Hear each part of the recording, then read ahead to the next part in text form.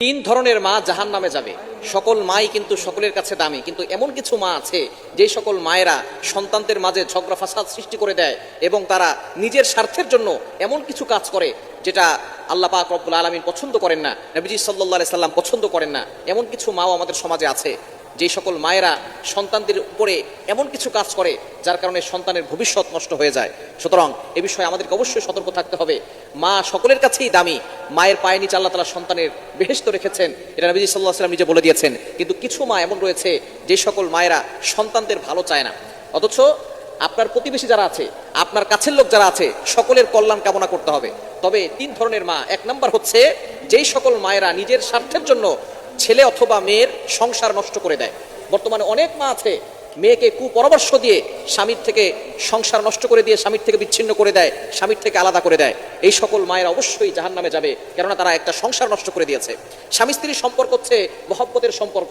অবশ্যই মা হচ্ছে সকলের চেয়ে দামি, তবে স্বামী স্ত্রীর সম্পর্ক হচ্ছে মহব্বতের সম্পর্ক। শয়তান এই স্বামী স্ত্রীর সম্পর্ক বিচ্ছিন্ন করতে সবচেয়ে বেশি খুশি হয় যখন স্বামী স্ত্রীর সম্পর্ক বিচ্ছিন্ন হয়ে যায়। অনেক মায়ের কুপরামর্শের কারণে তার মেয়েটা তার স্বামীর থেকে আলাদা হয়ে যায়।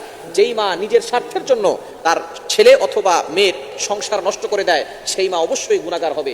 এজন্য এই সকল কাজ থেকে আমাদেরকে দূরে সরে আসতে হবে।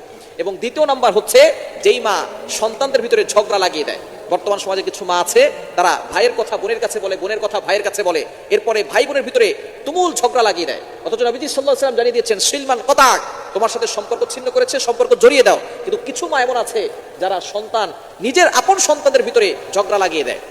ভাইয়ের কথা বোনের কাছে বলে, নিজের সন্তানের কথা নিজের ছেলের কথা তার মেয়ের কাছে বলে, মেয়ের কথা তার ছেলের কাছে বলে, যার কারণে ভাই বোন বছরের পর বছর চলে যায়, তারা কথা বলে না। এই দুইজনের ভিতরে ঝগড়া লাগিয়ে দিয়েছে মা। সুতরাং এই সকল মা যারা একজন আরেকজনের ভিতরে ঝগড়া লাগিয়ে দেয় এবং ভাই বোনের মতো যে মধুর সম্পর্কটা নষ্ট করে দেয়, সেই সকল মারা অবশ্যই গুনাহগার হবে। এই সকল মা থেকে আমাদেরকে সাবধান হতে হবে।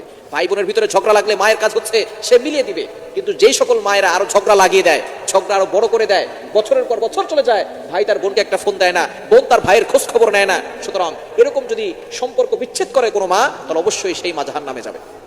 এবং তিন নাম্বার, যেই মা অন্যায়ভাবে সন্তানকে অভিশাপ দেয়, অন্যায়ভাবে সন্তানকে অভিশাপ দেয় এবং সন্তানকে গালিগালাজ করে, অবশ্যই মায়ের অধিকার আছে, কিন্তু সন্তানের কোনো অন্যায় নাই। নবীজি সাল্লাল্লাহু আলাইহি ওয়াসাল্লাম এই বিষয়ে জানিয়ে দিয়েছেন, নারীরা দুইটি কারণে জাহান্নামে বেশি যাবে।